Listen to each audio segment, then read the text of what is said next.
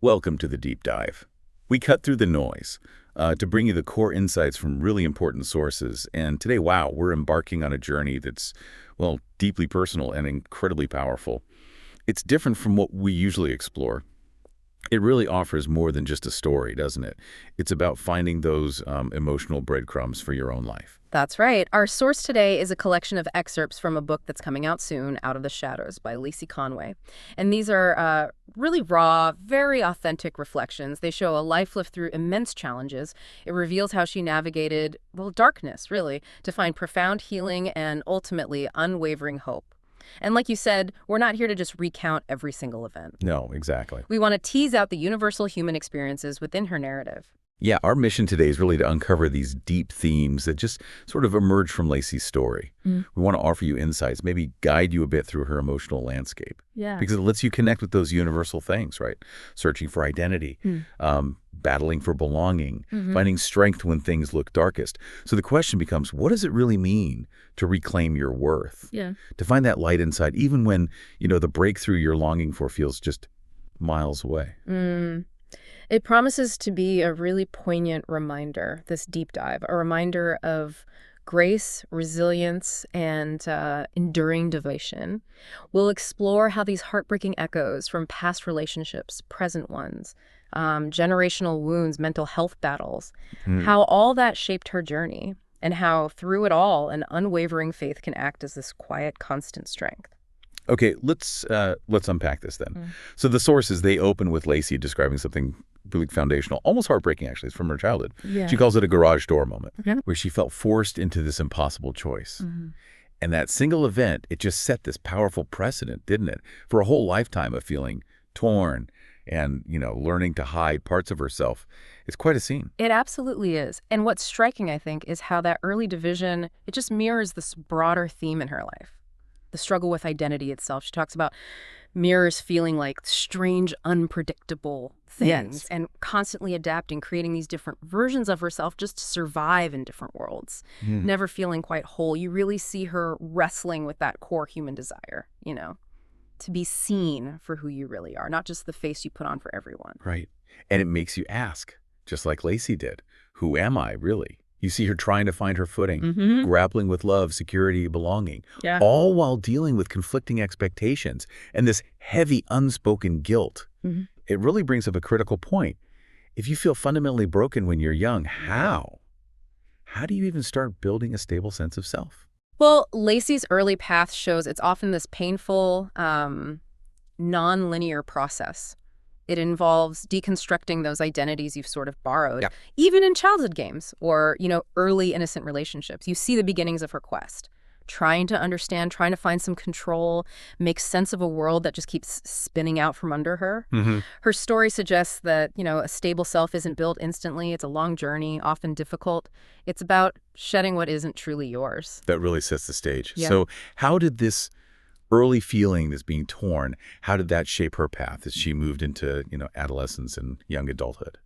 Well, as our sources show, her search for belonging took her down some incredibly challenging roads. She finds herself drawn to flashing lights, temporary escapes, seeking validation and very transient attention instead of real connection. It's such a powerful illustration of that illusion, right? The illusion of safety you think you find in external attention. Lacey mentions how being wanted, even for just one song, was enough, and how she tried to silence the longing. It really teaches us that chasing that external validation, it's often just a temporary anesthetic, isn't it? It actually deepens the emptiness underneath instead of filling it. But here's where it gets really interesting for me.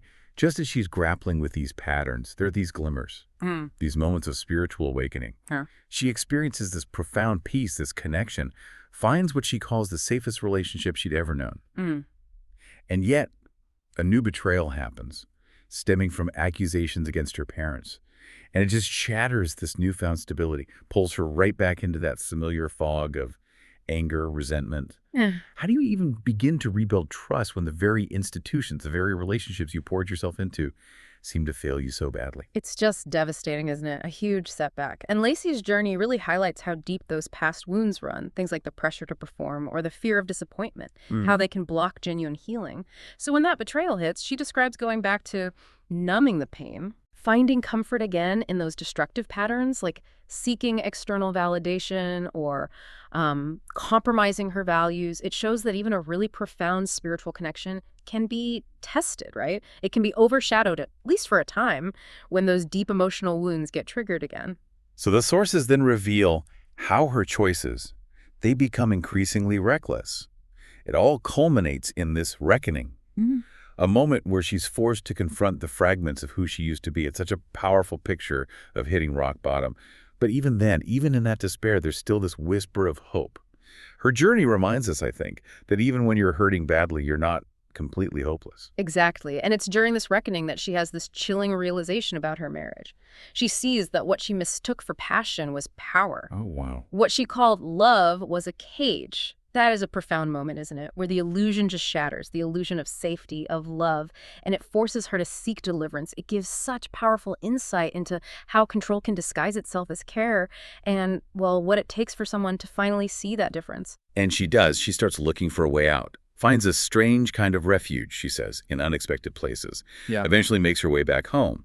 But like you said earlier, the journey isn't linear, is it? Not at all. Even after finding some solace, life throws another devastating blow. Yeah. Her father's battle with stage 4 cancer. Yeah. This event becomes a powerful catalyst, but for a different kind of healing, maybe. You see Lacey channeling her grief, her fear, into creative expression, cooking, gardening, art. She transforms these acts of care into this profound self-nourishment, a quiet rebuilding of confidence. There's this deeply moving quote from her reflections that just captures it perfectly. Oh. She says, "He was my superhero. I somehow hoped all of this would save him, but it didn't. It didn't save him. It was saving me." Wow. That hits hard. Doesn't it? It just highlights the transformative power of actually engaging with pain and loss, and how the very act of tending to someone else can paradoxically be the unexpected path to your own healing, your own self-discovery. So with this renewed sense of purpose, Lacey starts to build again. We see her entrepreneurial spirit really blossom, turning passions into ventures like candle making, the creative kitchen. She's driven by this clear vision for something called the Light Project, a place for hope and healing. It's really inspiring to see her agency emerge like that. It truly is, but it also reveals this persistent tension, doesn't it, between her desire for independence and the societal pressure to conform, especially around relationships. Her mother's unspoken belief that she, needed a man. And Lacey's subsequent marriage, it illustrates how even when you found new strengths, those old patterns or external expectations, they can still lead you into difficult lessons. It's just a reminder that breaking free of those cages, internal and external, it's a really multi-layered journey. And just as she's navigating these new beginnings, building what looks like a beautiful new family, life throws an entirely new set of challenges, a series of storms, she calls them, literal and metaphorical. And it culminates in this profound, intense period of postpartum psychosis. And then, unbelievably, an arrest and time in prison. I mean, that's such a dramatic turn. How does someone maintain hope, maintain their identity, when they're faced with that level of chaos, external and internal? It's almost unimaginable. But Lacey's journey through that period, it reveals this incredible resilience. Even when her mind literally fractured, she held onto her faith. She found unexpected connections, dignity, really, in the most unlikely of places. She describes finding a sisterhood behind bars, finding glimpses of beauty that bloomed even in concrete places. Her experience offers such a powerful insight. Hope isn't just extinguished by how severe the challenge is. Sometimes it's found in the most unexpected corners. It blooms where you least expect it. So as we close out this deep dive into Lacey's incredible story, what really stands out to me is that persistent theme of identity and resilience. Through every single trial, childhood trauma, toxic relationships, mental health battles, systemic challenges, her spirit just refused to be put out. She kept coming back to that core question, who am I really? And she found answers in faith, in self-discovery, and in this unwavering belief in a future that was always being written, often by her own hand eventually. Indeed. Her journey really underscores that healing just isn't linear, it's messy. And that our worth, our inherent value, it remains untouched by our circumstances or our past mistakes. The process of becoming whole, it often means confronting the very things we've spent years trying to outrun, learning to surrender control maybe, and trusting that even in the deepest, darkest shadows, light will always find a way to break through. It challenges all of us, I think, to consider where we might be holding on too tightly, or where we might be looking for external validation instead of recognizing the value that's already inside us. Yeah, This deep dive, it's really only scratched the surface of Lacey Conway's powerful testimony.